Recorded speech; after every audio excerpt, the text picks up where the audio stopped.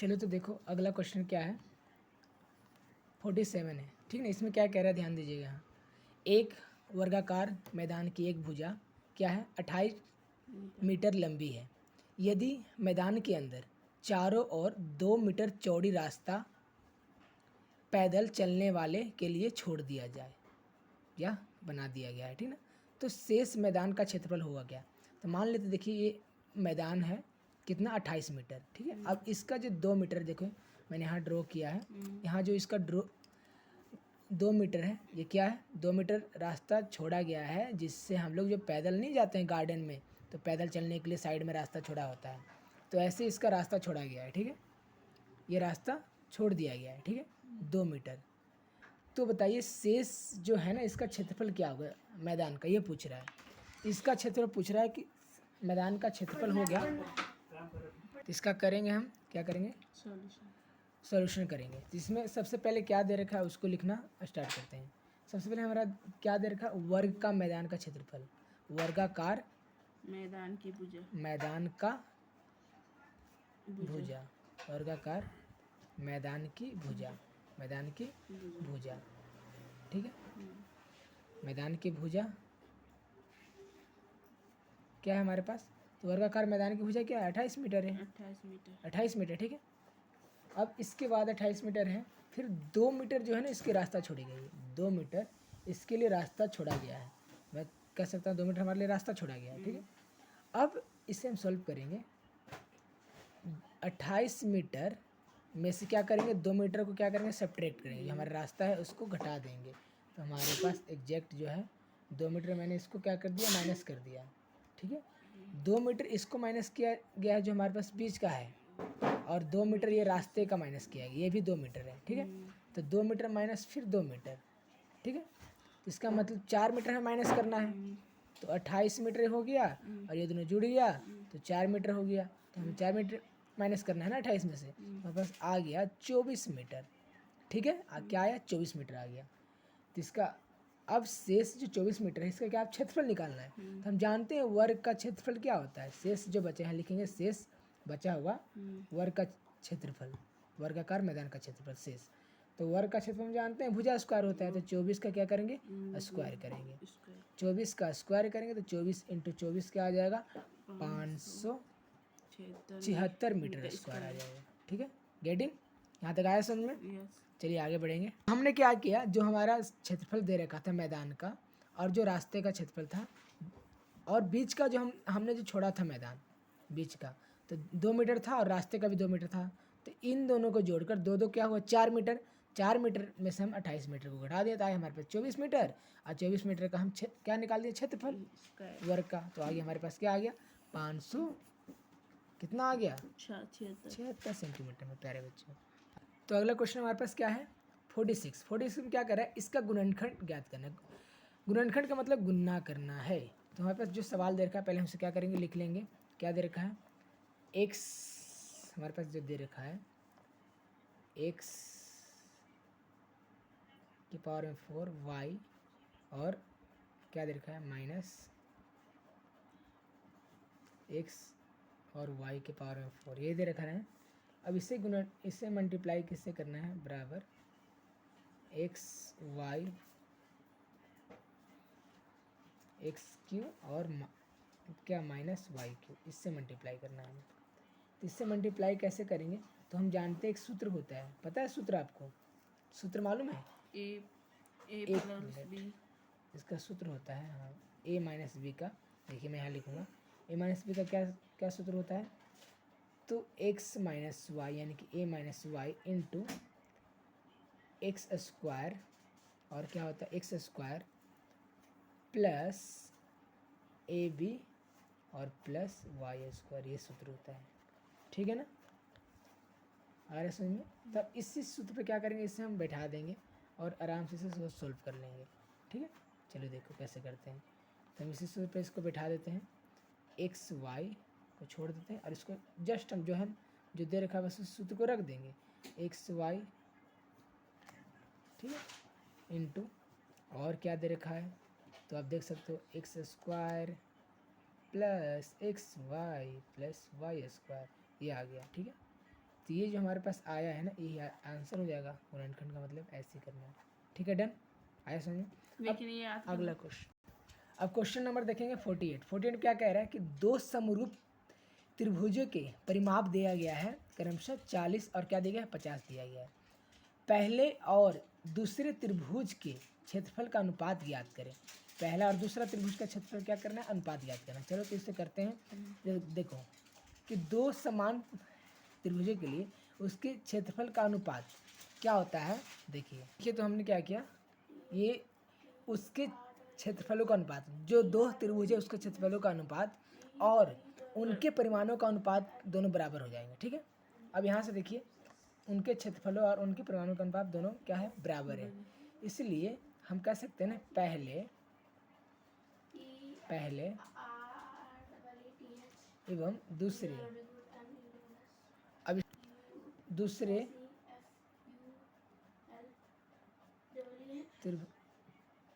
दूसरे त्रिभुजों के क्षेत्रफल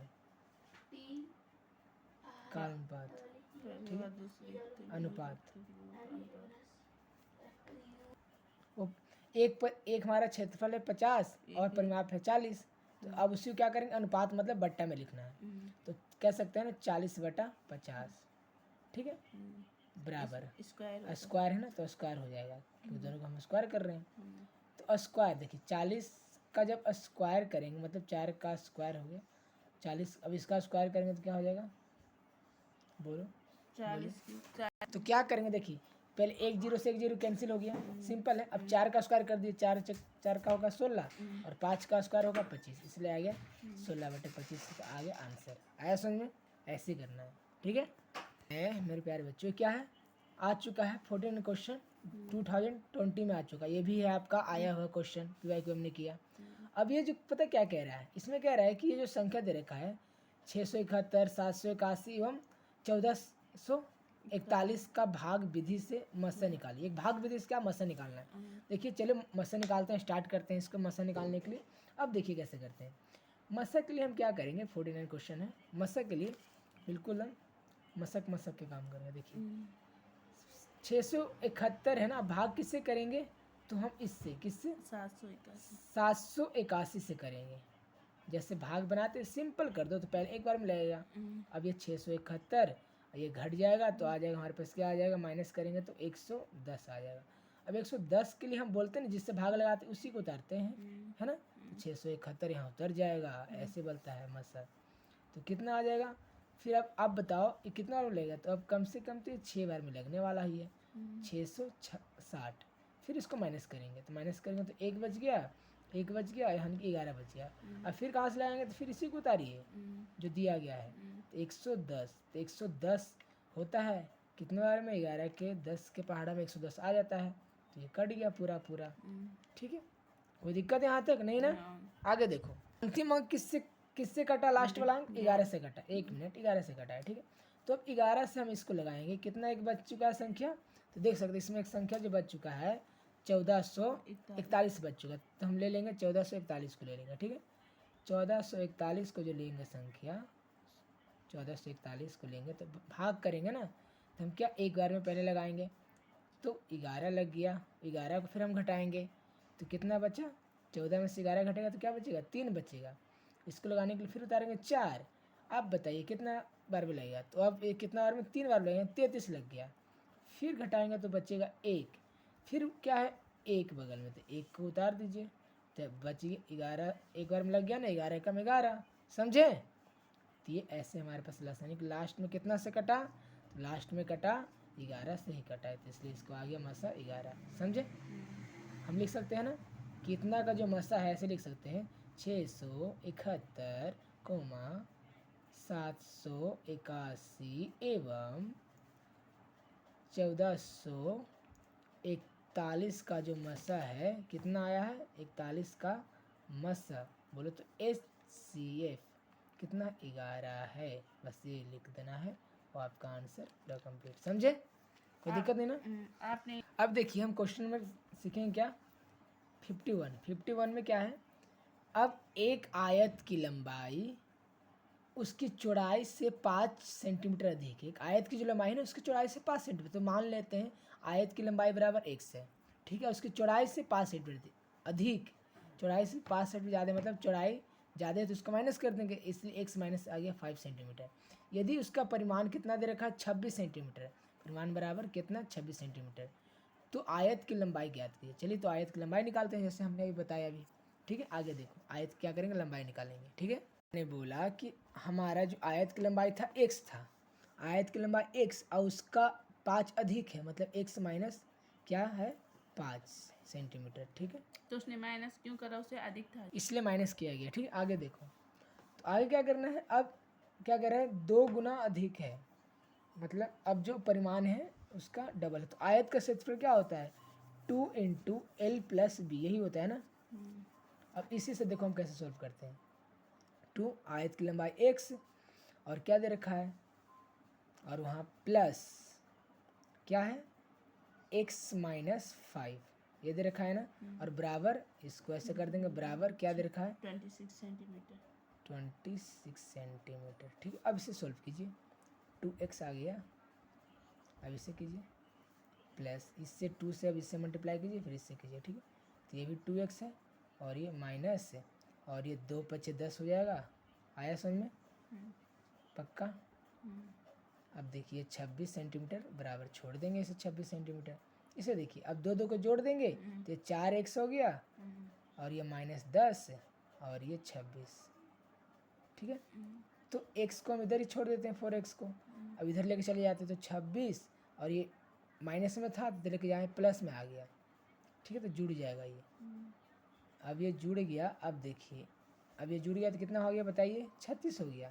अब 4 जैसे गुन्ना में तो इधर हम x छोड़ देंगे, 4 को इधर भाग में ले आ सकते हैं ना, हैं गुन्ना है तो भाग में आ जाएगा नीचे, तो 4 का पारा में 36 कितने बार में आता है 9 बार में आता है ना, इसलिए आ गया 9, इसलिए x बराबर x का मान कितना आ गया 9 आ गया। हाँ आयत की लंबाई कितना आया 9 सेंटीमीटर आया, गेटिंग है, कोई दिक्कत नहीं, यही आया जो आयत की लंबाई आया, ठीक है। कौन सा क्वेश्चन करेंगे 55 देखिए, 55 जिसमें 2023 में पूछा गया है, ठीक ना। अब कह रहे हैं एक आयतकार मैदान का क्षेत्रफल कितना हेक्टेयर है 0.75, यदि इस मैदान का एक भुजा क्या है 250 मीटर है, तो दूसरा भुजा क्या होगा, एक भुजा 250 है, दूसरा पूछ रहा है।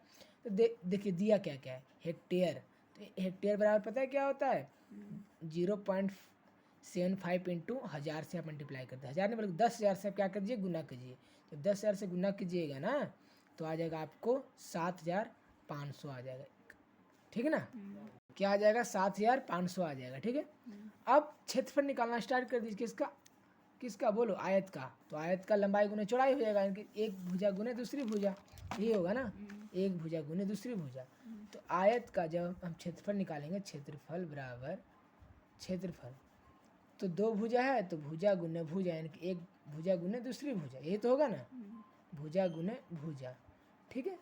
अब देखिए एक क्षेत्रफल दे रखा है 7,500, 7,500 दे रखा है, तो एक भुजा क्या है 250 है, दूसरी भुजा हमें पता करना है तो उसे छोड़ देंगे या x मान लेंगे, दूसरी भुजा को इधर छोड़ दीजिए, ठीक है। अब यहाँ 250 भुजा को आप इधर छोड़ दिए तो ये तो ऊपर रह जाएगा 7,500, अब ये आ जाएगा नीचे 250, तो काटिएगा ना तो आ जाएगा 30 मीटर, ठीक है। जैसे एक जीरो चला गया, और 25 के पहाड़ा में 75 आता है ना, कितना बार में आता है 3 बार में, बस एक जीरो बिठा दीजिए, 25 दिया 75 और जीरो का जीरो, ऐसे, ठीक है। आया समझ में यहाँ तक पक्का। अब क्वेश्चन नंबर देखिए 56, क्या कह रहा है, ये जो दिया गया है संख्या ना x गुने, अब ये दिया गया है तो इसको सत्यापित के मतलब इसको प्रूव करना है। जहाँ दे रखा है x बराबर 2/3 और y बराबर 5/2 और z बराबर -3/2 दे रखा है, तो इसको हर में मान रख के क्या करना है चेक करना है मेरे प्यारे बच्चों। चलिए स्टार्ट करते हैं और चेक करते हैं कैसे कैसे। अब जो दे रखा है उसे उतार लीजिए, तो x गुने क्या हो गया y माइनस जेड बराबर xy माइनस xz, ठीक है। अब मान लेते हैं, माना कि x बराबर क्या क्या दिया गया है 2/3, y बराबर दिया गया है 5/2 और जेड बराबर दिया गया है बबुआ -3/2, ठीक है।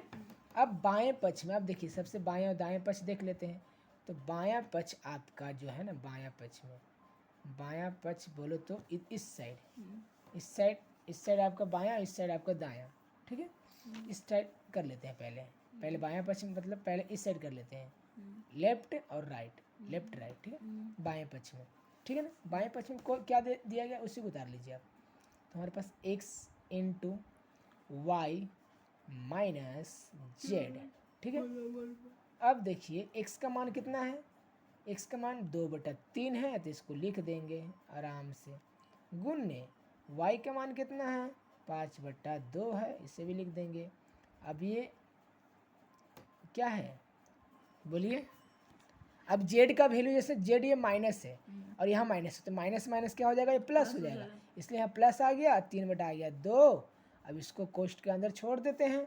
अब आगे देखो सॉल्व करते हैं, ठीक है। 2/3 और ये गुना, ये क्या होगा, भीम का जोड़ बना दीजिए, तो ये आ जाएगा, दोनों जुड़ जाएगा, 5 3 8 हो जाएगा, 5 और 3 8 और 2 का 2, ठीक है। अब इसे क्या कीजिए, गुना कीजिए, 2 से 2 कट गया, तो क्या 8 आ गया ना 3, सिंपल बात, ये आ गया इसका आंसर 1।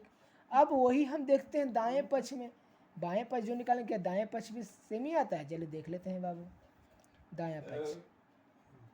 तो जो दायां पक्ष है वो भी देखते हैं निकाल क्या सेम आता है। देखिए दायां पक्ष क्या देखा है, x y minus x z, तो एक्स का वैल्यू क्या आप बिठा दीजिए 2/3 गुणने वाई का वैल्यू क्या है 5/2 माइनस एक्स का वैल्यू 2/3 और इसको माइनस क्या है 3/2 है, ठीक है। अब इसको कर दीजिए गुणना, सिंपल सी बात, तो ये आ गया 10 और ये 6, 3 दूनी 6 माइनस, देखिए माइनस माइनस में प्लस हो जाएगा, माइनस माइनस प्लस हो गया। अब इसको गुना कर दीजिए 6 और ये आ गया आपका 6, ठीक है। अब दोनों सेम आ गया ना, तो जोड़ कर दीजिए, ये 6 और ये दोनों को जोड़ दीजिए तो आ गया 16, ठीक है। अब काट दीजिए, 2 का पहाड़ा में आता है 16 8 बार में, अब ये 3 बार में, इसका भी आ गया ना 8/3, तो दोनों हमारा मिल रहा है, दायां और बायां पक्ष क्या बराबर मिल रहा है, तो इसलिए सत्यापित हम कहेंगे ना कि दोनों हमारा सेम RHS और LHS बराबर है, ठीक है। यह हुआ सत्यापित, ठीक है। आज के लिए इतना ही रखते हैं बबुआ, फिर मिलेंगे कल। चलिए प्रैक्टिस कीजिएगा, टाटा बाय बाय।